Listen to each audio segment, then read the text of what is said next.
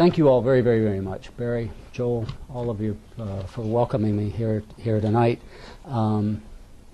Let me start up. Basically, what I want to do tonight, I think, is talk to you all a little bit about the content side of information operations, of sort of how we deal with adversarial situations and so forth. And I will touch on the electronic warfare part of it. But I'm not an engineer, I'm not an electronic warfare specialist and so forth, so when it comes to jamming and so forth, all I know is it sounds awful. But I can't tell you how they do it and how you measure it and so forth. So on the technology, I'm at a great weakness. But I am buttressed by the fact that Joel has been doing some research on broadcasting particularly and helped put together part of what I'm going to say tonight and can help answer all the tough questions, if that's all right. So, but you know, any day of the week or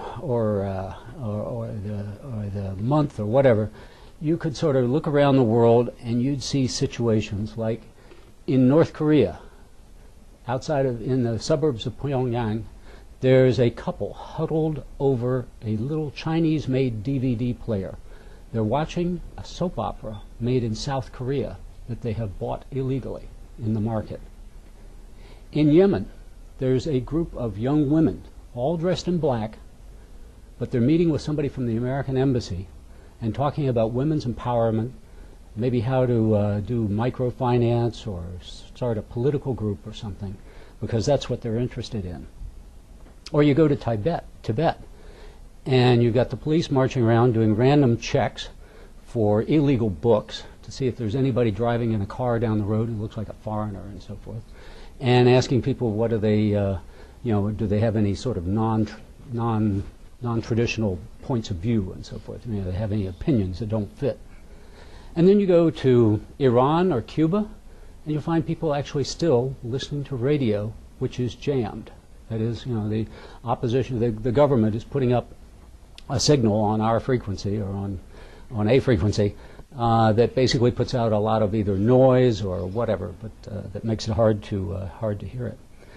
So in the business of information operations, public diplomacy, which I would argue in many ways are sort of counterparts and very much similar, we talk about hard-to-reach populations and we talk about denied areas.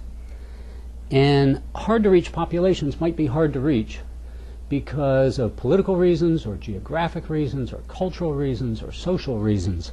It might be, you know, women that you can't go talk to because they stay inside their house and they're hard to reach. It might be geographical reasons because you can't get into the Fatah area of northern Pakistan and so forth. And even if you could walk in, I mean, your radio signals won't get in because the mountains are so high and the valleys are so steep and deep. And then there are denied areas where simply they won't let Americans go anyway.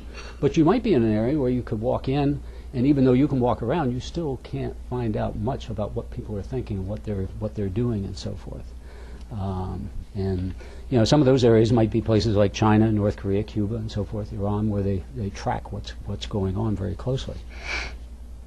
So I'm going to talk a little bit about how we, the United States, go about trying to bypass these obstacles, basically because our objective is to promote democracy and freedom in areas where freedom is not known. I'm going to talk about some methods used by opposition, by oppressive governments, to stop the free flow of ideas and information, and the means that we in the U.S. government use to get into those areas and overcome those obstacles. When we call it public diplomacy, that's because it's what the State Department does. They do diplomacy. I don't think the Pentagon can do public diplomacy because they're not diplomats, you know. But so I've always said that strategic communication, information operations, perhaps if you wrap information operations together with public affairs, it kind of equals public diplomacy. And I'll explain why I say that. I know there's a bit of controversy about that, but basically because public diplomacy is done for, you know, fundamentally the reason that we're trying to accomplish America's national objectives. We're trying to protect American national interests. I think that's common to both the military and the State Department. We have, in public diplomacy, we have three objectives: to present and explain American values and beliefs and culture and who we are and what we are, to present that to foreign audiences and explain it.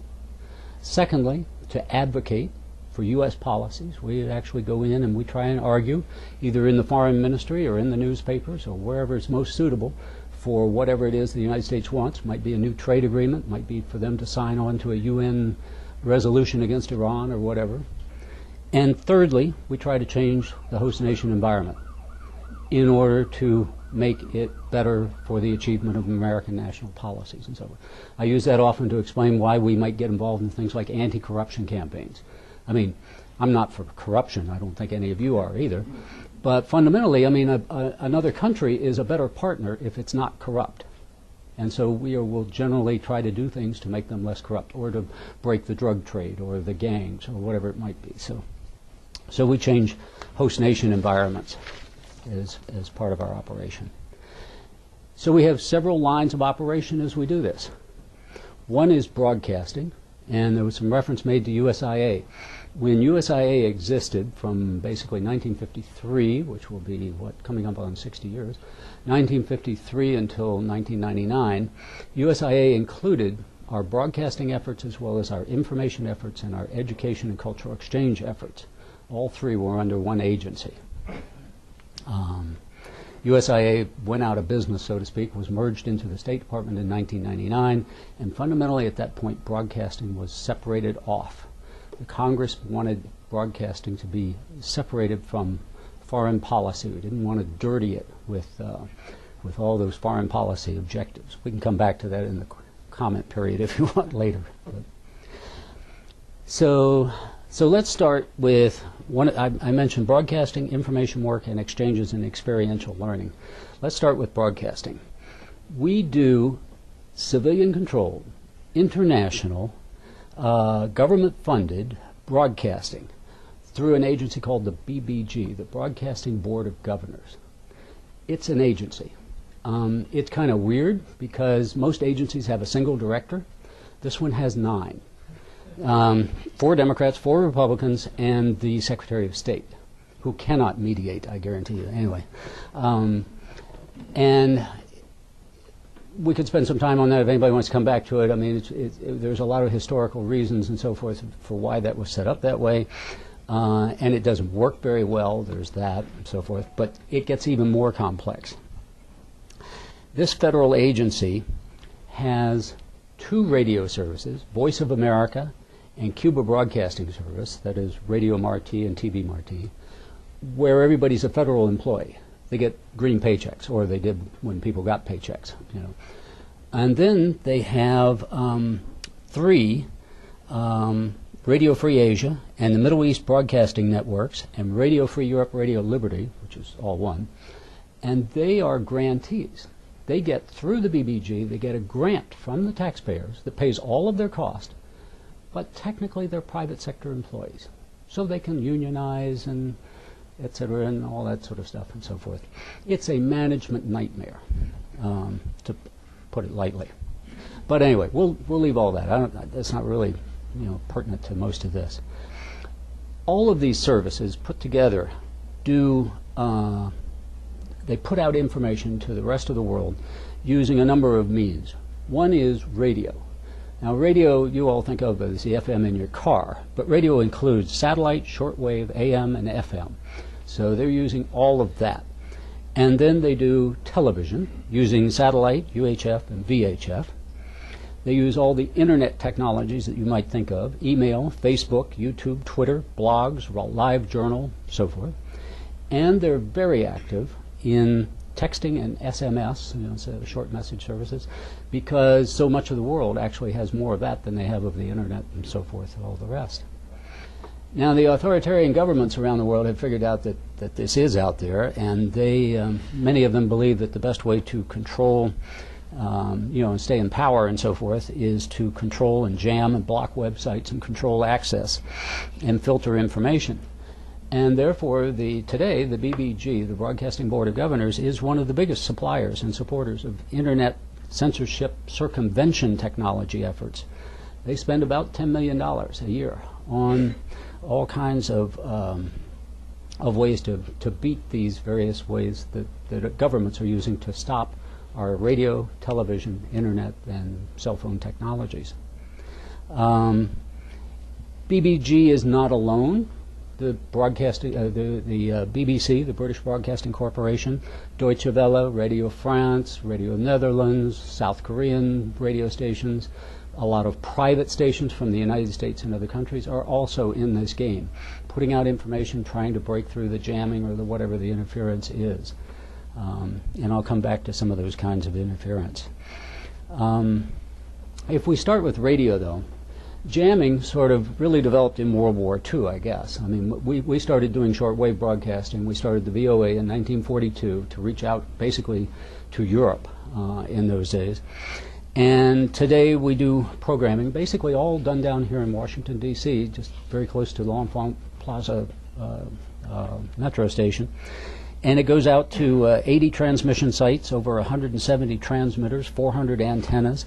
And if you've ever seen one of these radio transmission sites, they're really quite marvelous. When I was stationed in Spain, I had to deal with closing one down because we were, basically going off shortwave. It was passé. I'll come back to that in a thought a little later. But it was basically a beach on the Mediterranean in Spain. Beautiful area. You could see old pictures of it when it had been basically nothing but sort of palm trees and so forth. Now there are houses built all around it and everything else, but we have this long beach running down to the water, backed by mountains, and the mountains are right there. And this enormous array of antennas and so forth, with a hell of a generating station, which consumes a good deal of power, and that's why broadcasting is so expensive. But we would bounce those signals out across the Med, and the water, they'd bounce off the water and go right into the Caucasus. And it was absolutely perfect during the Cold War for getting signals into the central part of the Soviet Union.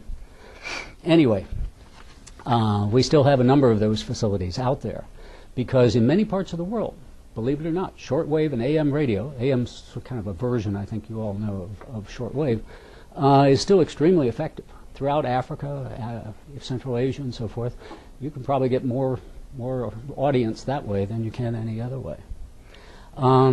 In the days of the Cold War, Congress used to ask, is anybody listening? We're spending all this money. Is anything happening, and so forth? And so that's where somebody mentioned the company I now work for. It's a nonprofit organization called Intermedia, which does audience research in hard-to-reach parts of the world. And we used to find out quite effectively that, yes, indeed, they are listening. And then after the wall fell down, then the testimony from from individuals came out. I mean, from, Václav Havel and, all kinds of leaders of Eastern Europe, but also from ordinary citizens and people who can tell you that their parents or they sat around listening to the radio, and they were buoyed. They felt like America was on their side because they had evidence that we were there, that we hadn't given up on them, and indeed we hadn't. In fact, it came up earlier in a conversation. In the days after the Soviet Union fell down, let's say the 1990s, mid-early 1990s, we had the opportunity, because independent radio stations started burgeoning across the former Soviet Union, we had the possibility to lease or barter for time on those stations. And they were setting up FM stations. And as you all know, I'd much rather listen to an FM station than I would a shortwave station any day of the week. So FM begins to spread. You look at the world, anywhere FM comes in, shortwave goes away. AM goes away, for that matter, for the largest part. Well, anyway, so we began to barter, and we got on. And at one point, I think by about 1996, 98, we could be heard in 85% of the urban markets. VOA or Radio Free Europe, well, actually Radio Liberty, Radio Svoboda, could be heard in those cities, in those markets, and we had pretty good audiences and so forth. When Putin came in, among other things that he's done, we began to see tax inspectors and people like that going around and basically shaking down the radio station owners and saying, if you want to get your license back, or if you don't want to have a tax audit, you'll stop broadcasting that foreign radio from the United States and so forth, or the British, or whatever. Today, we have basically been closed out of Russia. We cannot reach the Russian people. today. Just last week, if you look in the news, the Russians actually the parliament passed a law which makes it illegal to broadcast a foreign radio station that is more than 48% owned by a foreign organization or whatever. So we're basically cut off at a time when Russia is not exactly acting like a friend. Whatever. Anyway, there's where we are. Other jammers. Iran jams consistently. In fact, they do it so intensively that some of their medical authorities think they might be damaging the health of people in Iran, too damn much radiation. Cuba jams. They jam Radio Marti and TV Marti. Jamming is never 100% effective, but it varies on where you are, what time of day, and all that. Some of you may be well familiar. I know we had a slide up here of the congressman from Pennsylvania, the 193rd SOW Pennsylvania National Guard Unit with Commando Solo, which used to be a phrase we never said. For many years, Commando Solo assisted the BBG by broadcasting into Cuba. Actually, the BBG has now gotten from Congress support and has their own airplane, a Gulfstream G2, I think G1 aircraft called Aereo Marti, which does the same thing, basically circling outside of Cuban airspace, but beaming in, and so forth. North Korea, kind of surprisingly, does not jam radio transmissions. They instead fiercely penalize listening to foreign radio. So if you're caught with a shortwave radio, that's years and years in the gulag for you. If you buy a radio in North Korea, it is hardwired to the state radio station. You cannot change the dial. Although, one of the things we do is we get information in about how you can unhardwire it and change the frequency. And so, one of the things is getting information in, and another is getting information in about how to get information. In Burma, Intermedia, the company I work for, has discovered that the monks are extremely useful. Not just because the monks generally opposed the regime, which is now liberalized in just the last few months, but because the monks were the source of how to get information. They would tell people how to find the websites or the radio stations, and they were the real ones passing along all the good data on how to get through. So anyway, it's a business. North Korea has actually tightened up some in the time since the new, what's his name, Kim Jong-un has come into power, and things are getting tougher for people. They have been relaxing for a little while, but it's getting tougher to get information in and to get caught with foreign information and so forth, and I'll come back to that in a little bit. But there's also satellite. Satellite's useful for television particularly. In fact, at one point I did an inspection of the engineering division at BBG, and I told them that if they didn't do anything else, they ought to get together with DARPA and whoever else and figure out how can you broadcast receivable radio signals from a satellite. As far as I know, it can't be done yet, but there's just got to be some way to overcome this problem. But anyway, satellite broadcasting is mainly used for television these days by all of our services.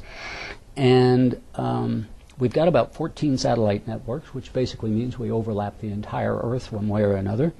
And we have potentially global reception. The trouble with satellites is that you've got to have a pretty good sized dish. Even today, most of our satellites are not terribly high powered, and so you've got to have a dish on the roof. And if you're in a country where that's not a good thing, then there are people walking around looking for it. So you've got to put your satellite dish inside the chicken coop, or I don't know, whatever else, on the roof, under the laundry, whatever up there, to try and hide it.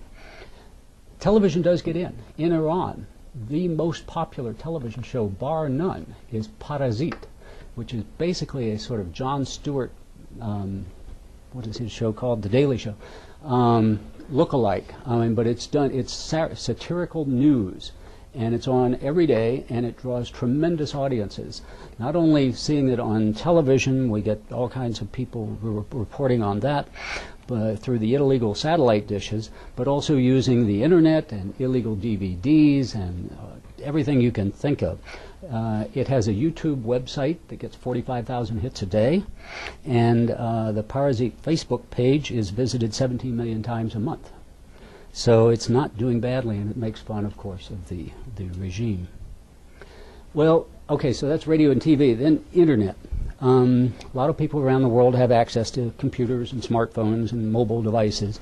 And of course, we're all witnesses to the Arab Spring when, we suddenly saw Twitter being commended as having caused the Arab Spring. I think that's probably a little overdoing it, but anyway. Certainly, I tell you, a lot of regimes around the world watched what happened in Tunisia and Yemen and Libya and so forth, and decided they don't want any of that, so they began clamping down. And that sort of highlighted the usefulness of Internet circumvention technologies, or the censorship circumvention technologies, Internet liberation technologies, we call them at the State Department. Dial-up modems began to have a resurgence. People were selling dial-up modems who didn't think they'd ever have a value again. Satellite phones became particularly useful, and Wi-Fi and WiMAX networks began to get some data around. People figured out how to use VPNs, virtual private networks, and so forth, to get things in.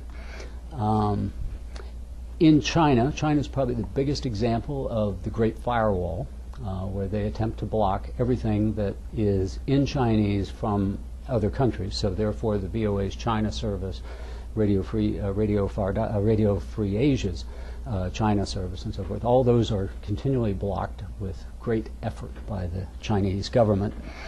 And there's even active monitoring to try and catch people who are using the who gain any access and so forth. So if they see a track that you've been there.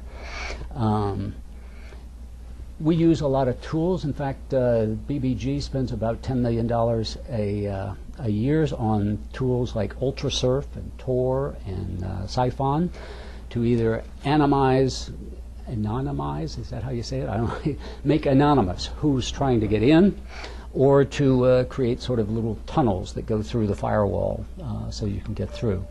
VOA and Radio Free Asia do a lot of, I guess you call them proxy servers, where they sort of hop the service around. And since you are always shifting to where you can be received, you've got to let your audience know where you are. So we do a lot of satellite broadcasting and email messaging to let people know what today's internet site is, so you can go to it. So anytime you think your government doesn't do spam, wrong. We spam China like crazy. A shotgun blast of emails going out. But I'm told that actually a lot of Chinese citizens consider the Great Firewall more of an inconvenience than an obstacle, that they figure out how to get around it. They're using the proxy servers and the VPNs and so forth and getting through it. Cuba, for example, is relaxed a lot since 2007, but still makes it pretty hard to get news information in and out. They want to really control that. One of the best ways that works, seems, in Cuba is to sneak a USB stick, one of the little USB drives, to someone who has access to a foreign hotel. And the USB drive will have like a blog posting or something on it, and then you go to the hotel and you can get out and you can make the posting and so forth and get it up. Another method that's used for a lot of the blogs by the dissidents and so forth in Cuba is basically writing out a blog posting and then reading it over the phone to somebody who copies it down and posts it from outside. There are about 500,000 cell phones now in Cuba since the government kind of relaxed on that in the last couple of years. So there are ways to get things out. The BBG has developed over 29 tools to circumvent internet blocking and filtering. And of course, as usual, as you can imagine, they have, you get one, you think it's pretty good, but it's either real slow or, it has some other limitation that makes it not ideal. It's not like having Verizon at your doorstep. So. The last area that I'd mention of these kinds of things is physical insertion. Places like North Korea, internet access is just about impossible. Nobody has it, and the very few who do are probably not being helpful to us. So physical insertion is the best idea. Now, there's a group in South Korea who will keep trying to fly balloons across to the north, and then with the idea the balloon will burst or whatever and let the stuff, and of course half the time it falls back in South Korea. It doesn't work. And the other thing is it really jerks off the North Koreans, and the South Koreans don't really want to start a war, so that one doesn't always work very well. But there's papers and CDs and DVDs and so forth are getting in probably a lot more effectively, from what we can tell, by having merchants and smugglers and high-ranking people carry them in. And you know, in any society, there's always people who want to do stuff for whatever reason. So the Korean-Chinese border is a lot more porous than the North Korean DMZ border. In other words, that one going to South Korea is really tightly controlled, but it's a little easier to get through from the Chinese side. And so you know, people sneak information, they sneak cell phones through, and other illicit materials. And we do, at Intermedia, we do a certain amount of audience research in North Korea. And so far as I know, we're the only organization that does this. We've actually had one of our employees, who is as American looking as I am, get into North Korea.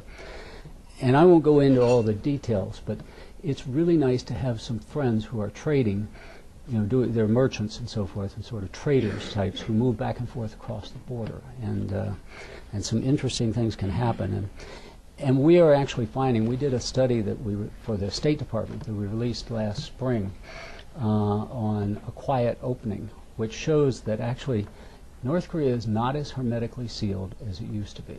There is more information getting in. I think one of the most telling things is that today we get North Koreans who will tell us that they were watching illegal DVDs or listening to radio or whatever, and they will share that information with a spouse, with a family member. So it used to be you wouldn't even tell your wife, because if you got ratted out, it's death. And now there seem to be groups that gather for viewing or for enjoyment or whatever. Sometimes, you know, it's just enjoyment of a South Korean soap opera that has no political content whatsoever, but that's a tremendous development. On the other hand, we still know that in North Korea, they don't even have a normal vocabulary. You can't use words like France. They don't know what it means. You know, there are whole sections of contemporary life that have they don't have the words for them because they've never heard about it. So the tough thing about physical insertion of information is that it relies a lot on, of course, the desire of the people to, you know, on the other side to take in the information, and it puts them at extreme risk. There's just no question about that. And I'll come back to that in a second. Let me turn for a moment to what we do people-wise. This is not broadcasting, but now sort of people work. Because I actually believe that you can do the information work, but if you don't do the people work, it really doesn't work. It's a little bit like if you're sitting in a living room and there are ads appearing on TV and you don't have any connection to that, so what do you care? You just keep watching until the next program comes on. I think you've got to have some kind of engagement to make information effective and make it multiply. For example, in Tehran, we can't have an embassy in Tehran. We don't have any people in Tehran. But we have got an office called the Iran Regional Programs Office in Dubai, right across the border. A lot of Iranians come over to Dubai on the weekend. It's sort of like going to West Virginia for the, you know, to a B&B or something. And a lot of people travel through there. There's a lot of commerce going back and forth. For a number of years, the Iran Regional Programs Office would invite Iranians to go to the United States, and we would bring them very quietly here to the United States on very non-political programs, you know, visits to hospitals for doctors, urban planning consultations for Iran city managers and so forth, documentary filmmaking for artists, women's entrepreneurship, teaching English as a second language, and so forth. Unfortunately, there was this thing called WikiLeaks, and among the documents released in WikiLeaks was a cable from Consulate Dubai to Washington, sort of summing up a year's worth of programs. Didn't give any person's names, but it talked about what was being done, and sort of, frankly, bragging. Anyway, that kind of brought it all to a halt, because then the Iranian government since then has really cracked down by basically going after the participants.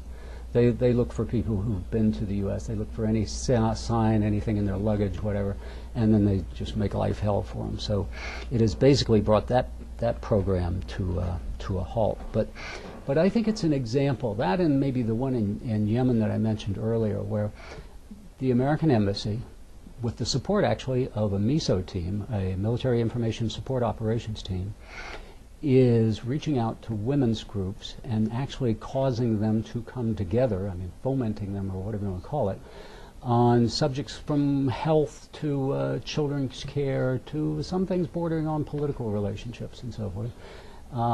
It's happening because you basically work through other individuals. I mean, the American talks to a Yemeni who's friendly, who talks to a Yemeni who's not so friendly, who talks to a Yemeni who's less friendly, you know, and somehow you get, you can't, as an American guy, I can't go out there and talk to a Yemeni woman. Ain't going to happen. But there are ways to do it. When I was a much younger fellow in my first foreign service assignment, I was sent to Caracas. And Caracas in those days was a sort of divided country. It was said to be pro-American and so forth, had a big American oil industry. The youth at the campus down at the university and so forth were very anti-Vietnam War, and it was kind of a hotbed of leftism and so forth down there. Well, I was assigned as the student affairs officer. Great job. And my job was basically to go down to the university every day and mix it up with the leftist. And some days the regional security officer would say, "You can't go today. You know, they're going to burn Americans or something." But other days they did. Well, what you find is that when you do go and you try and you pay a little care to you know, to personal safety, but fundamentally you can find people even in the most heated environment who are willing to talk to you, that you can strike up a conversation, you can get something going. You can find people who are willing to accept an invitation to come to a seminar, to participate in a dialogue and so forth. And maybe even some of those you can send on a trip to the States. And so there are people in Venezuela today that I worked with in those days. And I see their names in the newspapers and so forth. And they're on different sides of things and all. I don't mean to claim that I solved Venezuela by any means. But it can be done.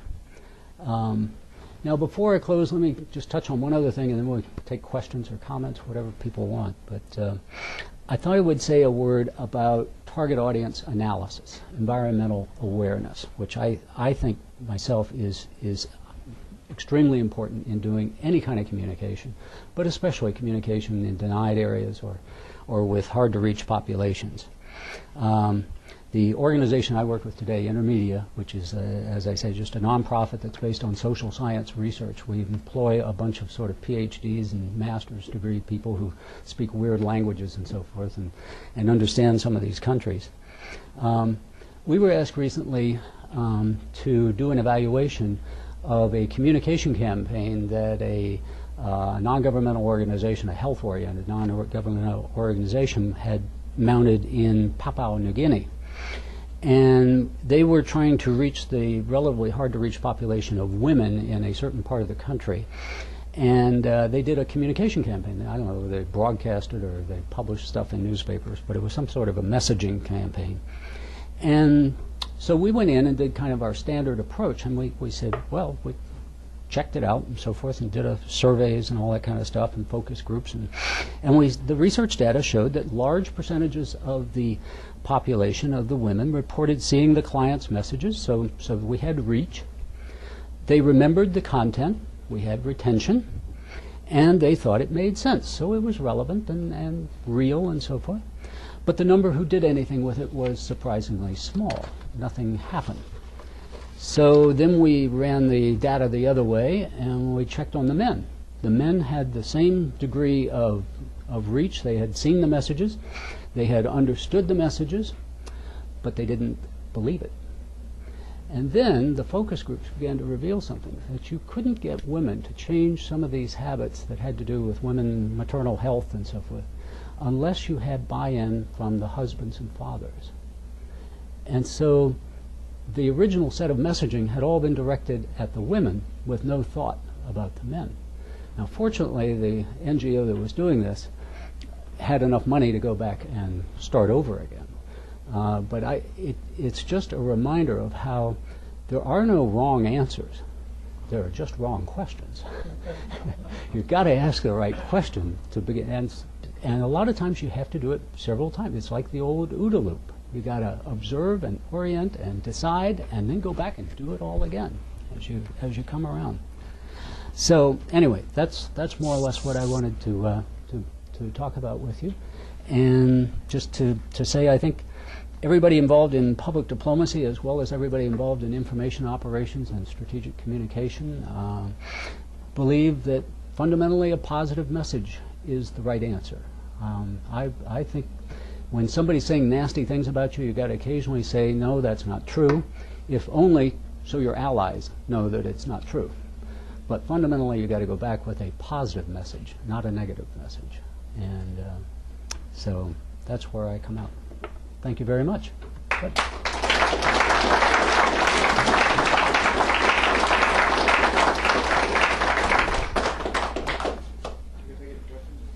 Any questions for Ambassador Carlson? Sure. You talked about Facebook and Twitter Mm-hmm. in the Arab Spring. Right.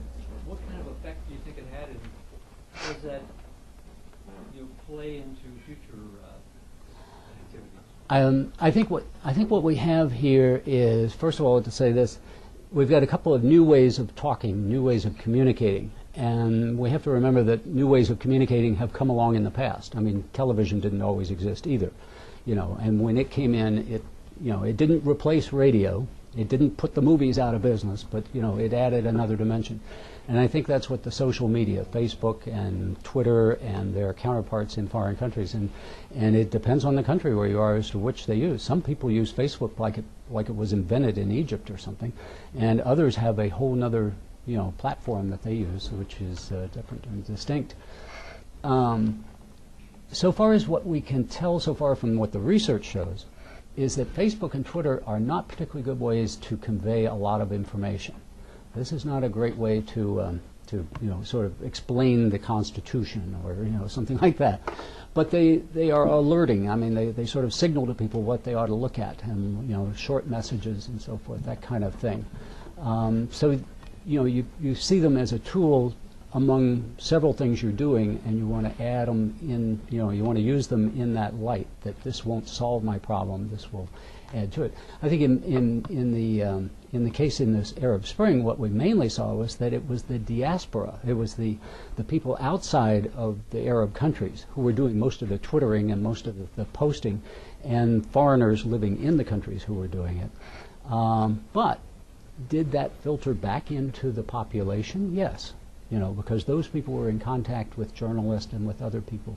And so it wasn't that most of the demonstrators were seeing Twitter messages, but they were being affected by Twitter messages that came sort of bouncing back through other normal means of communication.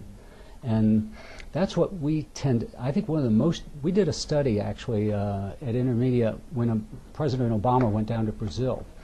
We did a thing where we sort of watched what the Twitterverse and so forth was doing, and then partly because the embassy had asked us to do some study of what they were doing on Twitter and other social media.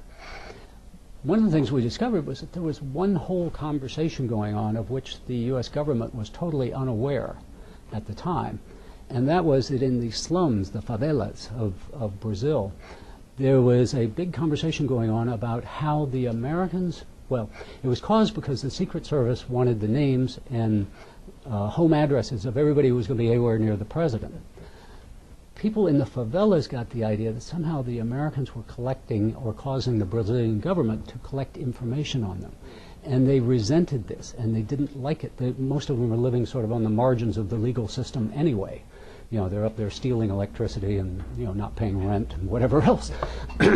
And so they didn't like it. And this was spooling along and really building up. And it was this whole counter-narrative of what the embassy and everybody down in Rio thought was, happening and what was going on. And you wouldn't know it if you didn't look at the Twitterverse. So, I think it's something we have to pay attention to. We have to observe it and analyze it, but conscious that it only has certain capabilities as far as getting a message out or communicating. Please. So you suggested that the Facebook and Twitter are not the best venues for sending the big message. What is the better venue for sending the big message? Well, evidence is that it's relationships. It's human relationships. And I know that's not very satisfying because it's hard and expensive and difficult to do. I sometimes use the metaphor if I introduced you to my sister and she's a Pittsburgh Steelers fan, and you're a Redskins fan, and you want to sort of convert her into a Redskins fan, how do you do that? Do you aim a lot of radio messages at her? I think you invite her to a lot of tailgate parties, and you get somebody to fall in love with her. No, anyway, no, it's really, you got to build a relationship. From the 2006 Super Bowl. Right. No, so it is information. It's various ways of delivering information, but it has to be combined with a relationship building. And I think if you look, you see this is what American marketing is doing too. I mean, when you look on television and many of the things that are marketed to you, they're trying to show in their advertising and so forth how they fit into your life. You've got to get into the narrative that is going on in somebody's head if you're going to be effective. I owe some credit here to Amy Zalman, who was here a little earlier. But anyway, she's talked a lot about narratives in communication. And as I said earlier, if you're just sitting in your living room and an ad comes on for, I don't know, an automobile that you don't care about, you just ignore it, right? But if you are actually interested in automobiles, or you're thinking about buying one, you'll probably pay attention to the ad. You may actually act on the ad. It's all about whether or not it fits into your current narrative, your current life, what's going on, where you're headed, what you've been doing, what you're going to do. Given, that kind of segues into my question. Given the fact that the ruling group or government or body or whatever you call them, that's 4 Republicans, 4 Democrats, and Secretary of State, does that imply that some of those tougher decisions, like how to really penetrate those areas, become such a political issue we really are not able to put together a cohesive plan to do that? Yeah.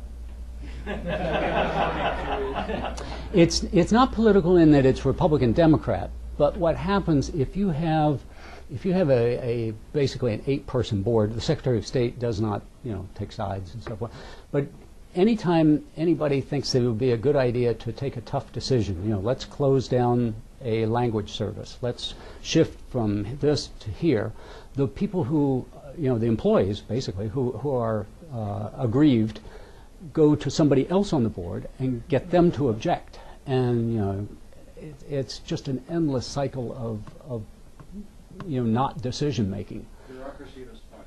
Yeah, I mean, wouldn't you want? I think most of us would want to work for an organization that has a single director, even if the director makes bad decisions. At least they make decisions. Follow-on question, not related to that, but you also indicated that Korea has tightened down. Is that implied? Is that because of the new leadership, or is that because of the old guard trying to protect their turf? Yeah, that's hard to know. I don't think anybody knows yet. I mean, we're still watching that one carefully.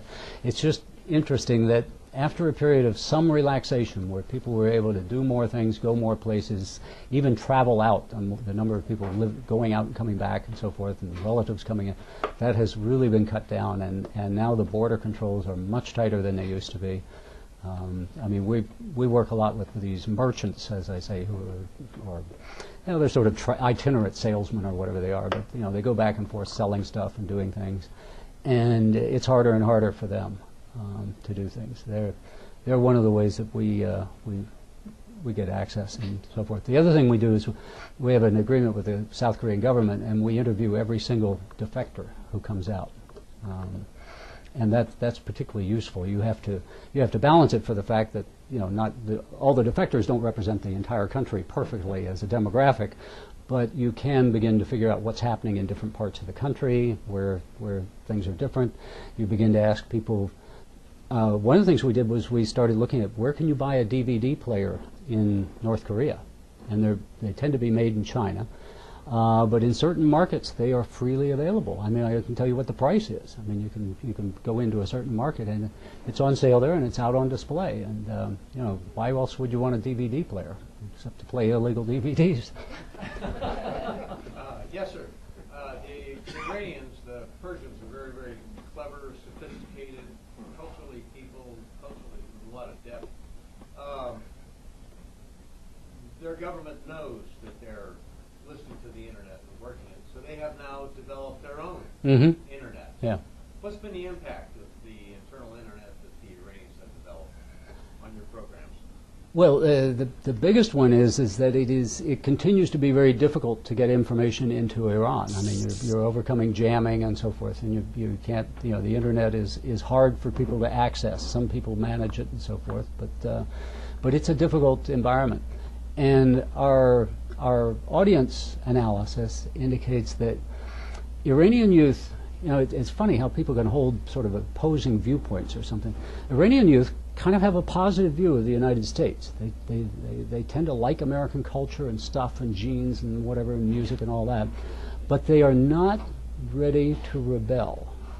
We do not see that Iranian youth are ready to overthrow the regime. It's just not there. Now, maybe some event could spark a whole lot of enthusiasm or something, but right now, if you look at the polling, nowhere, the people who are unhappy and want to do something about it are in the sort of 6% range. It's not nearly enough to, make a revolution. Joe? Bob, the network that that's referring to was nicknamed Halal Net, and Right. and for the first time it was confirmed that it existed 2 weeks ago. Right. So there's really not a lot known about that little network yet. They've been tricking it for years, but They finally got it up and running. It took them forever. There's 2 years behind schedule. Right. Another Good. question for Sure. you. I mean, I grew up in the UK and media post-World War II. Right. We were a denied audience in many ways from listening to pop culture. You had pirate radio. So we had pirate radios, Right. that Right. stuff like Radio Caroline, Radio London, Radio Right. Luxembourg, Right. all Right. of these, Yeah. because the BBC had the monopoly and you listened to what the BBC had to broadcast. Mhm. It was that or nothing. Right. Lucky that changed. Yes, yes, yeah. One of the unfortunate, I shouldn't put it that way. The U.S. government is a party to the ITU, the International Telecommunications Union, and all the rules and treaties and so forth. So there are some things that you could do technically that we as a government don't do. Now, what those guys over on the south side of the Potomac are doing, I can't speak to that. But the BBG is sort of open, unclassified, and so forth. And so, like we won't fly our plane overhead in Cuba. I mean that would be illegal and wrong. And we don't occupy frequencies that they occupy and so forth. So we play by the rules as we do this, although sometimes stretching them a bit. But, right? great. Any more questions? No, I'll just mention if anybody wants to know anything about intermedia, I brought along some propaganda over there. It'll be out on the bar, I think, outside. So, Very great. well. Thanks. Brian, thank you. Okay, good. Thank you. Great. Thank you. Thanks. Okay, thank you. Good.